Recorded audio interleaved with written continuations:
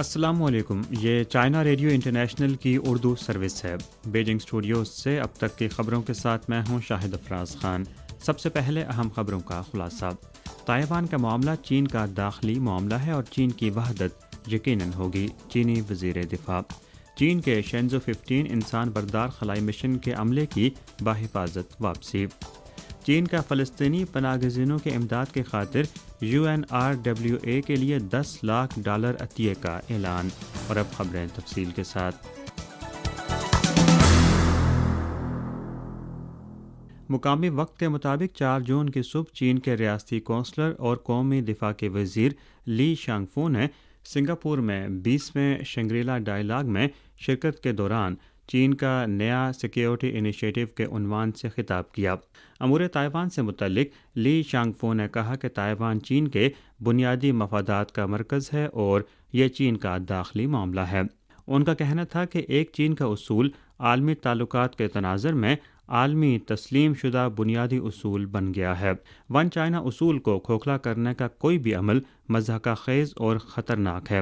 لی شانگفو نے مزید کہا کہ دنیا کے سامنے یہ واضح ہے کہ تائیوان انتظامیہ بیرونی قوتوں کے ایما پر علیحدگی کی کوشش میں مصروف عمل ہے، جبکہ بیرونی قوتیں تائیوان کے ذریعے چین کو محدود کرنے اور چین کے داخلی معاملات میں مداخلت کر رہی ہیں۔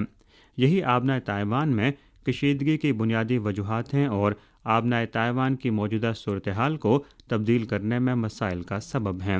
چینی ریاستی کونسلر اور وزیر دفاع لی شانگفو نے مزید کہا کہ چین کی وحدت ناگزیر ہے اور ایسا ہی یقیناً ہوگا۔ یہ عوام کی خواہش اور رجحان بھی ہے۔ ہم انتہائی خلوص اور بھرپور کوششوں سے ملک کی پرامن وحدت کے لیے جدوجہد کرنے کے لیے تیار ہیں، لیکن ہم طاقت کے استعمال کو کبھی ترک نہیں کریں گے۔ انہوں نے اس بات پر زور دیا کہ اگر کوئی تائیوان کو چین سے الگ کرنے کی جرات کرتا ہے تو چینی افواج کسی بھی مخالف سے خوفزدہ نہیں ہوں گی اور قومی خود مختاری اور علاقائی سالمیت کی حفاظت کے سلسلے میں ذرا بھی ہچکچاہٹ محسوس نہیں کریں گی، چاہے اس کی قیمت کچھ بھی ہو۔ 4 جون کو چین کے ریاستی کونسلر اور وزیر دفاع لی شانگفو نے 20ویں شنگری-لا ڈائیلاگ سے خطاب کرتے ہوئے کہا کہ چین امریکہ تعلقات عالمی اسٹریٹجک استحکام سے وابستہ ہیں اور تمام ممالک کی عمومی توجہ کا مرکز بھی ہیں۔ باہمی احترام، پرامن بقائے باہمی اور باہمی تعاون کے 3 اصول چین امریکہ تعلقات کے صحیح طریقے ہیں۔ ان کا کہنا تھا کہ چین اور امریکہ کے تعلقات کی اہمیت دو طرفہ سے کہیں زیادہ ہے اور ان کے پوری دنیا پر گہرے اثرات مرتب ہوتے ہیں۔ عالمی برادری چین امریکہ تعلقات کی صحت مند اور مستحکم ترقی کی امید رکھتی ہے۔ ناقابل تردید بات یہ ہے کہ اگر چین اور امریکہ کے درمیان شدید تصادم اور محاذ آرائی ہوتی ہے تو یہ دنیا کے لیے ناقابل برداشت درد ہوگا۔ لی شانگفو نے نشاندہی کی کہ چین اور امریکہ کے درمیان بڑا فرق اور مختلف نظام تو موجود ہیں، تاہم یہ اس بات میں رکاوٹ نہیں ہے کہ فریقین اختلافات کو پس پش ڈالتے ہوئے یکسانیت کی جستجو کے جذبے سے دو طرفہ تعلقات کو فروغ دیں اور مشترکہ مفادات کی بنیاد پر باہمی تعاون کو آگے بڑھائیں۔ چین نے ہمیشہ امریکہ کے ساتھ ایک نئے طرز کے بڑے ملک کے تعلقات قائم کرنے کی کوشش کی ہے، لیکن اس کے لیے ضروری ہے کہ امریکہ خلوص کا مظاہرہ کرے، اپنے قول و فعل میں یکسانیت لائے اور عملی اقدامات کے ذریعے چین کے ساتھ تعاون کرے اور دونوں ممالک کے افواج کے مابین تعلقات کو مستحکم بنائے۔ لی شانگفو نے کہا کہ ہمیں مشکلات سے خوفزدہ نہیں ہونا چاہیے اور ساتھ چلنے کا راستہ تلاش کرنا چاہیے۔ حالیہ برسوں میں سفارتی تعلقات کے قیام کے بعد سے چین اور امریکہ کے تعلقات مشکلات کا شکار رہے ہیں اور اس مشکل صورتحال کی وجوہات سب پر واضح ہیں۔ انہوں نے اس بات پر زور دیا کہ باہمی احترام، پرامن بقائے باہمی اور باہمی تعاون کے 3 اصول چین امریکہ تعلقات کے صحیح طریقے ہیں۔ پچھلے سال نومبر میں صدر شی جن پنگ اور صدر بائیڈن نے بالی میں کامیاب ملاقات کی اور اہم اتفاق رائے پر پہنچے تھے۔ امید ہے کہ امریکہ چین کے ساتھ مل کر دونوں سربراہان مملکت کے درمیان طے پانے والے اتفاق رائے پر عمل درآمد کے لیے کام کرے گا اور مشترکہ طور پر چین امریکہ تعلقات کو مشکلات سے نکال کر صحیح راستے پر واپس لائے گا اور دونوں ممالک اور دنیا کو بہتر فائدہ پہنچائے گا۔ چائنا مین اسپیس انجینئرنگ آفس کے مطابق شینزو 15 انسان بردار مشن کی کامیاب تکمیل کے بعد تینوں خلاباز 4 جون کو بحفاظت بیجنگ پہنچ چکے ہیں۔ بیجنگ وقت کے مطابق 4 جون کو صبح 6:33 پر شینزو 15 انسان بردار خلائی جہاز کی واپسی کا کیپسول ڈونگ فنگ لینڈنگ سائٹ پر کامیابی سے اترا اور تینوں خلاباز اچھی جسمانی حالت میں ہیں اور شینزو 15 انسان بردار مشن مکمل طور پر کامیاب رہا ہے۔ یاد رہے کہ شینزو 15 انسان بردار خلائی جہاز کو 29 نومبر 2022 کو جیچوان سیٹلائٹ لانچ سینٹر سے لانچ کیا گیا تھا اور اس کے بعد تیان ہو کور ماڈیول کے ساتھ مل کر ایک کمپلیکس تشکیل دیا گیا۔ مدار میں قیام کے دوران تینوں خلابازوں نے بڑی تعداد میں خلائی سائنس کے تجربات مکمل کیے۔ کیبن سے باہر 4 سرگرمیاں انجام دی گئیں اور چینی خلائی اسٹیشن کی تکمیل کے تاریخی لمحے کا مشاہدہ کیا گیا۔ 2 جون کو اقوام متحدہ نے نیو یارک میں فلسطینی پناہ گزینوں کے لیے ایک اجلاس منعقد کیا۔ اجلاس میں چین نے اندیا دیا کہ وہ رواں سال اقوام متحدہ کی relief and works agency for Near East UNRWA کو مزید 10 لاکھ امریکی ڈالر عطیہ کرے گا۔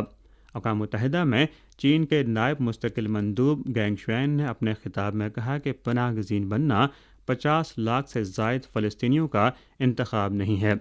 فلسطینیوں کی نسلوں کی قسمت تو دور کی بات ہے۔ عالمی برادری کو ہمیشہ مسئلہ فلسطین کو عالمی ایجنڈے میں سر فہرست رکھنا چاہیے اور 2 ریاستی حل کو فوری طور پر آگے بڑھانا چاہیے۔ چین نے ہمیشہ فلسطینی عوام کے جائز قومی حقوق کی بحالی اور ایک آزاد فلسطینی ریاست کے قیام کی بھرپور حمایت کی ہے، جس کا دارالحکومت مشرقی یروشلم ہو اور اس کی بنیاد 1967 کی سرحدوں پر ہو۔ بھارت کے سرکاری حکام نے 3 تاریخ کو اس بات کی تصدیق کی کہ ریاست اڈیشہ میں پیش آنے والے ٹرین حادثے میں کم از کم 288 افراد ہلاک اور 800 سے زائد زخمی ہوئے ہیں، جن میں سے کچھ شدید زخمی ہیں۔ متعدد بھارتی ذرائع ابلاغ نے 3 تاریخ کو اڈیشہ کے سرکاری حکام کا حوالہ دیتے ہوئے کہا کہ جائے حادثے پر تلاش اور بچاؤ کا کام بنیادی طور پر ختم ہو چکا ہے۔ صفائی اور بحالی کا کام جاری ہے اور پٹری سے اترنے والی ٹرین کی بوگیوں کو پٹری سے ہٹایا جا رہا ہے۔ بھارتی میڈیا رپورٹس کے مطابق سرکاری ابتدائی تحقیقاتی رپورٹ سے ظاہر ہوتا ہے کہ حادثہ ممکنہ طور پر ریلوے سگنل کی غلطی کی وجہ سے پیش آیا۔ بھارتی حکومت نے وزارت ریلوے کے سوا دیگر سیفٹی کمشنرز کو تھرڈ پارٹی آزادانہ تحقیقات کے لیے تعینات کیا ہے۔ ایرانی میڈیا رپورٹس کے مطابق ایرانی بحریہ کے کمانڈر شہرام ایلانی نے 2 تاریخ کو کہا کہ ایران علاقائی امن و استحکام کو یقینی بنانے کے لیے سعودی عرب سمیت دیگر خلیجی ممالک کے ساتھ بحری اتحاد قائم کرنے کا ارادہ رکھتا ہے۔ انہوں نے کہا کہ خلیجی ممالک میں عمان اور ایران پہلے بھی مشترکہ بحری مشقیں کر چکے ہیں اور سعودی عرب، متحدہ عرب امارات، قطر، بحرین، عراق اور دیگر ممالک بھی اب ایران کے ساتھ بحری فوجی تعاون کی امید رکھتے ہیں۔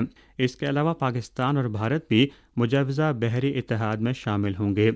ایلانی کے مطابق جلد ہی خطے کو غیر مجاز افواج سے چھٹکارا مل جائے گا اور علاقائی سلامتی کے دفاع کے لیے اپنی افواج کا استعمال کیا جائے گا۔ تاحال متعلقہ ممالک نے مشترکہ بحری اتحاد کے ایرانی دعوے کی تصدیق نہیں کی ہے۔ متحدہ عرب امارات کی وزارت خارجہ کی جانب سے 31 مئی کو جاری ہونے والے ایک بیان کے مطابق متحدہ عرب امارات 2 ماہ قبل امریکہ کی زیر قیادت مشترکہ میری ٹائم فورس سے دستبردار ہو چکا ہے۔